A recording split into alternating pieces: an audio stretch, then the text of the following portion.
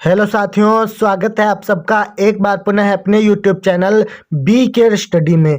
दोस्तों, आज हम आपको साहित्यिक परिचय या फिर जीवन परिचय लिखने की इतनी ज़बरदस्त धांसू ट्रिक देने वाले हैं। अगर इसको आप लोग अप्लाई करोगे तो मैं दावा करता हूँ 5 नंबर आपको एग्जामिनर खुश होकर दे देगा। ठीक है ना। जीवन परिचय आपका 5 नंबर में पूछा जाता है, तो आज हम आपको एक लेखक का और एक कवि का 2 जीवन परिचय एक साथ करवाएंगे और जबरदस्त ट्रिक बताएंगे। ठीक है, यानी कि 10 नंबर आपको तुरंत पक्के होने वाले हैं। चलिए वीडियो को स्टार्ट करते हैं। महातांडव 2024 की बोर्ड परीक्षा में अगर आपको 100 में 100 नंबर हर सब्जेक्ट में लाना है तो चैनल को सब्सक्राइब कर लीजिएगा ताकि और भी वीडियोस आपको मिलते रहें। चलिए हजारी प्रसाद द्विवेदी जी के जीवन परिचय या फिर साहित्यिक परिचय से स्टार्ट करते हैं और आपको कैसे जीवन परिचय लिखना है वो भी ट्रिक बताते हैं। ठीक है ना। तो वीडियो में अंत तक जरूर बने रहना। ठीक है। तो पहले हम हजारी प्रसाद द्विवेदी जी का जीवन परिचय जैसे लिखने को बोला जाएगा तो आपको यहाँ पर जीवन परिचय हेडिंग डालनी है। अब बहुत सारे बच्चे कंफ्यूज होते हैं कि जीवन परिचय लिखना है या फिर साहित्यिक परिचय लिखना है, तो आपको यहाँ पर जीवन परिचय और साहित्यिक परिचय दोनों लिखना पड़ेगा। ठीक है ना बच्चों। तो चलिए स्टार्ट करते हैं। जीवन परिचय कैसे लिखना है देखिए जरा। जीवन परिचय में हम लिखेंगे हिंदी के श्रेष्ठ निबंधकार, उपन्यासकार, आलोचक एवं भारतीय संस्कृत के युगीन व्याख्याता आचार्य हजारी प्रसाद द्विवेदी का जन्म वर्ष 1907 में बलिया जिले के दुबे का छपरा नामक ग्राम में हुआ था। यहाँ पर सबसे पहले आपको हेडिंग जो लगानी है उसमें आपको कुछ अच्छे वर्ड लिखने हैं ताकि एग्जामिनर जैसे ही पढ़ेगा शुरुआत में हिंदी के श्रेष्ठ निबंधकार, उपन्यासकार, आलोचक, वैसे ही उसको पता चल जाएगा बच्चा पढ़ने में ठीक ठाक है, पूरे 5 नंबर दे देगा। ठीक है ना। तो आपको यही सब ट्रिक अपनानी है। इसमें कुछ वर्ड अच्छे अच्छे उनके बारे में लिख देना है। ठीक है। फिर देखिए ग्राम में कहाँ हुआ था, दुबे का छपरा नामक ग्राम में हुआ था। संस्कृत एवं ज्योतिष का ज्ञान उन्हें उत्तराधिकार में अपने पिता पंडित अनमोल दुबे से प्राप्त हुआ। वर्ष 1930 में काशी हिंदू विश्वविद्यालय से ज्योतिषाचार्य की उपाधि प्राप्त करने के बाद वर्ष 1940 में यानी वर्ष 1940 से 1950 तक ये ज्योतिषाचार्य शांति निकेतन में हिंदी भवन के निदेशक के रूप में रहे। यहाँ पर आपको क्या समझ में आ रहा है, इतना जीवन परिचय हमने क्यों लिखा है? ये इसलिए लिखा गया है ताकि आपको मोटा मोटा पता चल सके कि हजारी प्रसाद द्विवेदी कौन थे, उन्होंने शिक्षा क्या प्राप्त किया और उन्होंने कहाँ कहाँ अपनी पढ़ाई की, बस थोड़ा बहुत। ठीक है। इसमें जीवन परिचय थोड़ा सा लिख देना है क्योंकि नंबर आपको 5 मिलेंगे, ज़्यादा नहीं मिलने वाले हैं। उसमें से 3 नंबर आपको साहित्यिक परिचय के और 2 नंबर आपको रचनाओं के मिलेंगे। ठीक है। तो जीवन परिचय ज़्यादा लिखने की जरूरत नहीं है। उसके बाद में क्या करेंगे, फिर हम यहाँ से साहित्यिक परिचय लिखेंगे क्योंकि जब तक जीवन परिचय नहीं लिखोगे तो साहित्यिक परिचय किसका देने लगोगे, कुछ समझ में नहीं आएगा। अब आपको पता चल चुका है हजारी प्रसाद द्विवेदी कौन थे, अब आप लिख सकते हैं साहित्यिक परिचय। अब इसमें लिखना है आधुनिक युग के गद्यकारों में आचार्य हजारी प्रसाद द्विवेदी का महत्वपूर्ण स्थान है।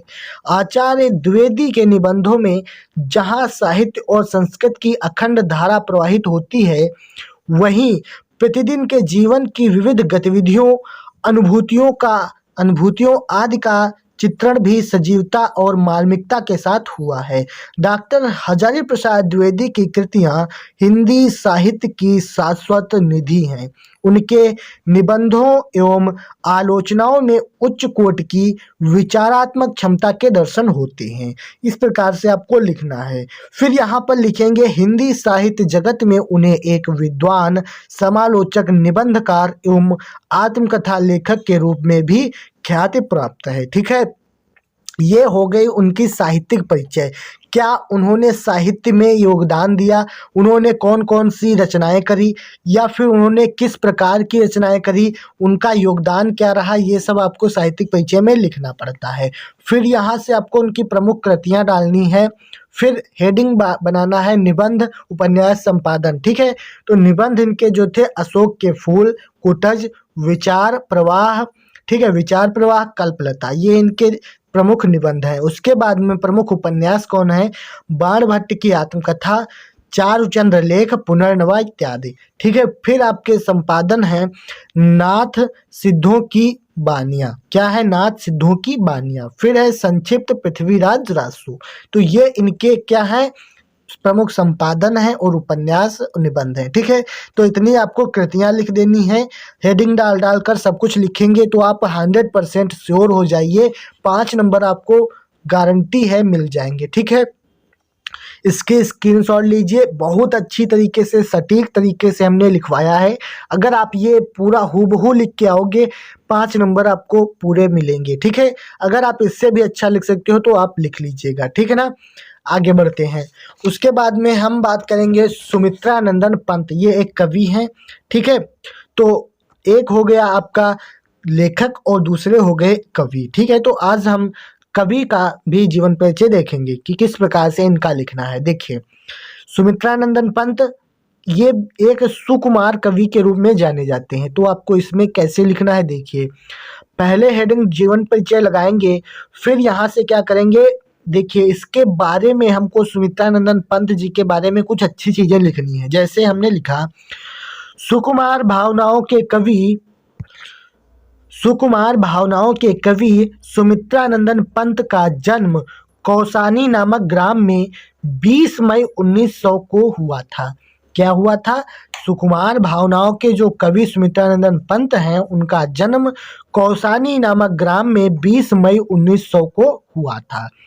हाई स्कूल में अध्ययन के लिए वे अल्मोड़ा के राजकीय हाई स्कूल में प्रविष्ट हुए।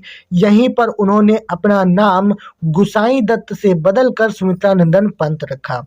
ठीक है, उपनिषद, दर्शन तथा आध्यात्मिक साहित्य की ओर उनकी रुचि प्रारंभ से ही थी। इलाहाबाद वापस आकर रूपप्रभा पत्रिका का प्रकाशन करने लगे और 28 दिसंबर 1977 को प्रकृति के सुकुमार कवि पंत जी की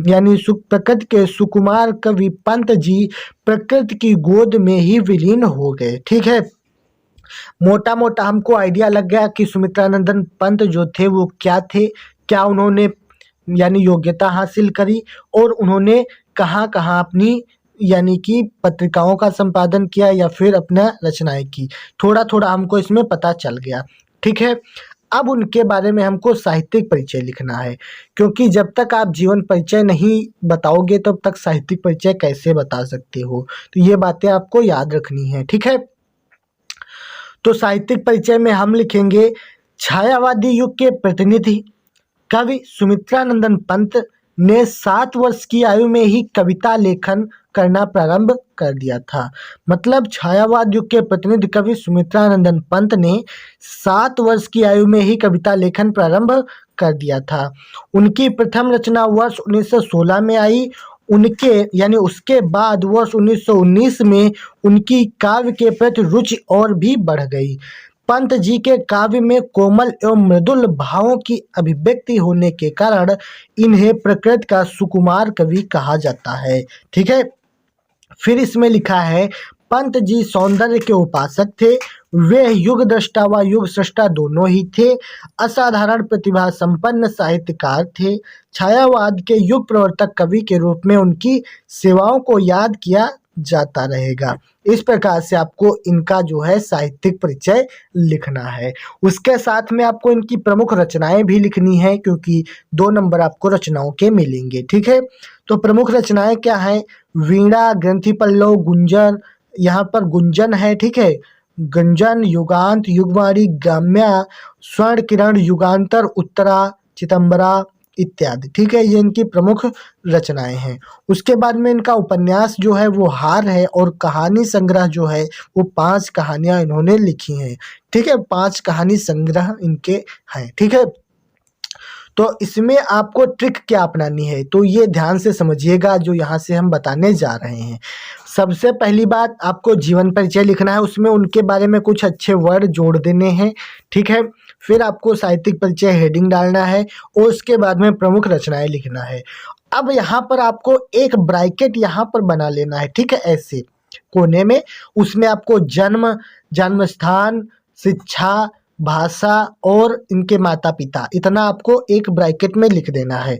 अगर आप इतना कर दोगे, मैं गारंटी लेता हूँ पूरे 5 में 5 नंबर आपको मिल जाएंगे। ठीक है, और इनकी जितनी भी जीवन परिचय आपको लिखना है वो सारी क्या करना है, हेडिंग डाल डाल कर लिखना है।